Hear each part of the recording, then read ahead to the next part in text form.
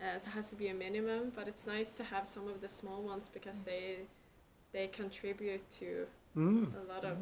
So since he's an investor, they love to kind of help out, and because they have now they have an incentive for the company to do really well. So at first it was mostly family and the rich uncles, and but now it's I think it goes broader and broader, and that's I think important for us as a company also to be more and more aware, because now we're talking maybe about international investors who can open doors in other markets, and that opens up a whole new world again of international investors who are doing it a totally different way, and different culture and different contracts to put stuff in that we I think we're growing with the company on these types of things. When you are young and haven't done it before, you just have to be aware and have the good discussions. Yes. So we've got to this point very impressively after a year. You're now very close to launch. You've got your eyes on markets beyond Norway and so on. You've got lots of thoughts about the future. Can I ask you to look back over the past year? 2 questions. What was your biggest challenge, and what did you learn? Biggest challenge? It's difficult to think of one challenge. You have plenty of challenges. Multiple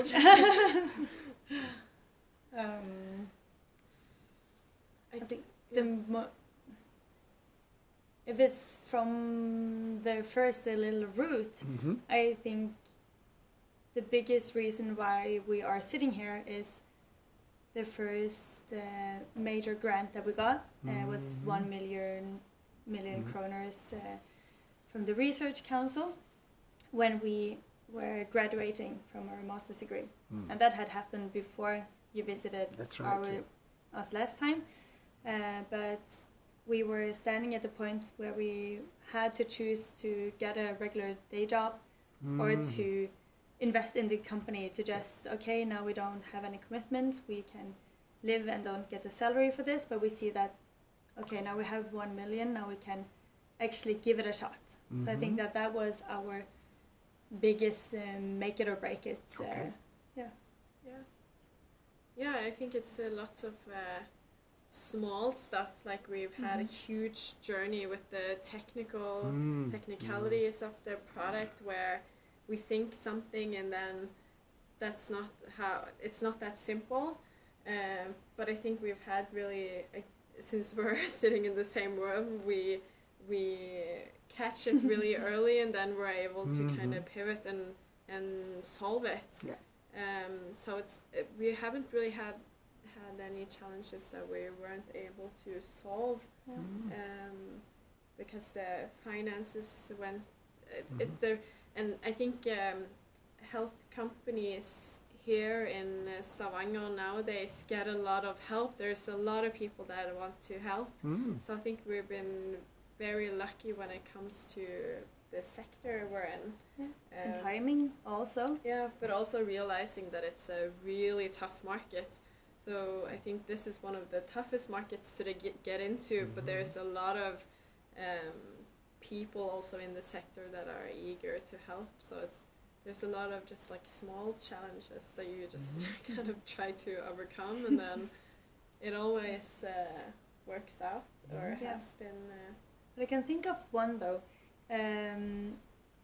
because when we got the million, it was actually Elin, Björn, and myself.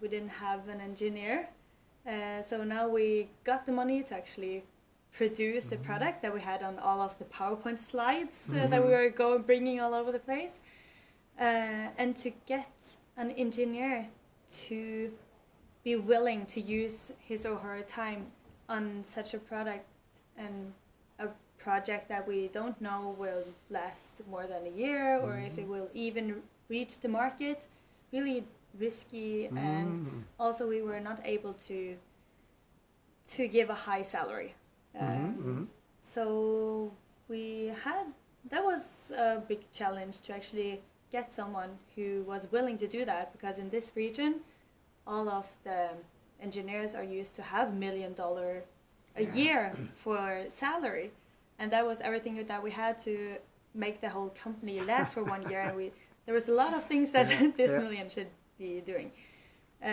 So to get there, we have had a lot of interviews with people where you see that you have all of the skills, and you see the problem that we're facing and everything, but you're not willing to have a lower salary or anything like that, or it's not a fit.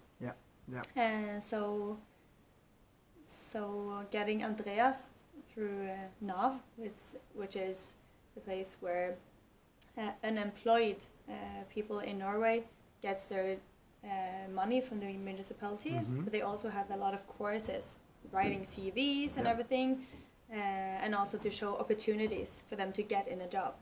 And we got in touch with them and said that we needed an engineer, so if anyone is willing to be in our company, if it's only for a while searching for a job or something, you're free to come. And then we got the biggest fit ever with Andreas. Great. And then Arvid came along just by visiting his friend, who is also had a startup, and he was interested. So getting those two to the team was really important for us to be here today. Yeah, and before Andreas, we had Andreas's friend who all of a sudden wanted to start on a master's degree in Miami. Yeah. In Florida, in the United States, which was just finally got the young person who fits well with the team. Yeah. But he struggled a little bit, I think, with figuring out stuff, and he didn't have the right skills. And then he said that, I'm sorry, I have to do this master's degree, but I have a friend called Andreas. He is also at the NAV and is looking for a job. And then Andreas was 10 times better fit to actually develop the product. So I think we've been lucky. Talking to another people, you see that people have these huge challenges, and this really big challenge that almost broke up the company and the product. This is blah blah. We haven't had those really fundamental. It's been the smaller ones that we were able to overcome. So, Okay, then to my last question then, which is around what you've learned. We talked about this last time around, but if Tatiana invites you to give a lecture to the entrepreneurship students that you once were, what would you tell them? What have you learned? What's been the big learning that you take away from your journey so far?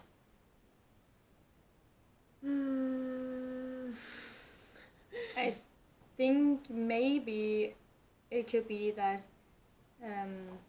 everything is possible, and just take step by step, because when we were in Tatiana's class, we were only in her class and making a business plan. But we didn't think at the moment that we should actually do this after the studies, and this will be our day job several years after. But while we were writing, and when we saw that this is really a big problem, and it's actually a gap in the market, no one is doing this, maybe we should do it. We were also getting feedback that, okay, so what makes you think that you can do it? It's a really big project. It will take many years. It's high risk. 24 years old. But that's what everyone is thinking. So that's why so few are actually doing it. So I think that would maybe be something that we could say, just try it, because you're a student. You don't have so many commitments that you will have. You don't have to quit your day job to do something else. You're not doing anything. So it's a learning curve that even though it doesn't take you where you thought you were supposed to go, it's really, really good opportunities these days to be able to be an entrepreneur and do something by yourselves. And do it for fun, I think, and then and see if you end up to be an entrepreneur and actually start a company, and then that's because you've thought about all the stuff that can go wrong and all the stuff that can not go wrong, and then you made a really smart decision of, okay, we're going to put 30,000 kroners into this, and based on the feedback we're going to see how this goes. And then make a collective decision of actually going for it. And I think we were also very, because that's typical Nina and me, and just do it, and then be a little bit naive, but also smart, and think things through, but don't really think about the consequences of everything that can go wrong. And because we're just doing this today, but at the same time looking ahead to see if we're actually making the right decisions. And I think it's also been very good that this is not a solution that we have come up with ourselves, because we don't get offended if people have critical comments. And I think entrepreneurs who are actually have come up with an idea and it's the best idea in the world, they easily get offended if they get criticism, which you have to kind of be, you have to take the criticism and the feedback, and then turn it around and maybe change it and do something different. And if I can add, I think you were very good at like listening to different kind of inputs, because I know you talked with a lot of people, and I think you were very careful in taking like advices, because as young people, you know, you would just like follow this advice or that advice, but you were really collecting different kind of opinions and not jumping into any action. I found it actually very I mean, I get a huge respect for that, because it's so easy to be influenced by someone. But you have kind of ability to take a decision, perhaps because you was a team and you have, you know, opportunity to discuss among yourself, to take or not to take opportunities. And many times I saw that you didn't like move in like making a partnership or a partnership or something else, just like being careful and taking your own decision. I think that's very good. Yeah, and I think a lot of it had to do with our gut feeling, because me and Nina we have always had a really strong gut feeling when it comes to people. So we're sitting in a meeting with Björn, and Björn is very like, if someone smiles at Björn, he thinks, oh, but she's smiling or he's smiling, and that was a really nice person. And then me and Nina are listening. We're not easily sold on the smiles and the we see what the intention really is, and more on the body language and all the other stuff that you can't see but you just kind of notice. And that's been really good. Because if we had gone with some of Björn's, because he is just like, this is a nice person and I think we're gonna go for it then. And he's very smart, but we have more of like the gut feeling where this is not a good deal. This is so a lot of it is just what your stomach tells you, and it's also a nice confirmation if another person feels exactly the same. Then it's easy to actually turn it down. And as you get more experience, it's easier to turn down lucrative deals that are just not ability to say no when you need to say no. Especially when you're a student and you don't really know, and you have huge respect for the grown-ups who have lived a life and they have all the experience, and but all advice is not good advice. So you kind of just have to trust yourself, and that's a huge learning curve for us.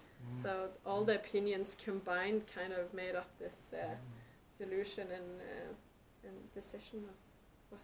And Tatiana's been really good in giving us advice and different perspectives on different stuff, without actually saying what we should do, but just asking the good questions, which I think is that makes a good teacher, if you can kind of get the students to think about the solutions by themselves and not actually telling them what to do, because the fear is then that they're going to do the opposite, just to we are independent, and so it's Well, it certainly sounds like it's been a very impressive learning curve, and looking around, things are still going very much in the right direction. So I hope I can come back again, maybe not in a year, a bit less time, but come back and pick up on the next instalment. But thank you so much again for your time. Yeah, Thank you. Thanks.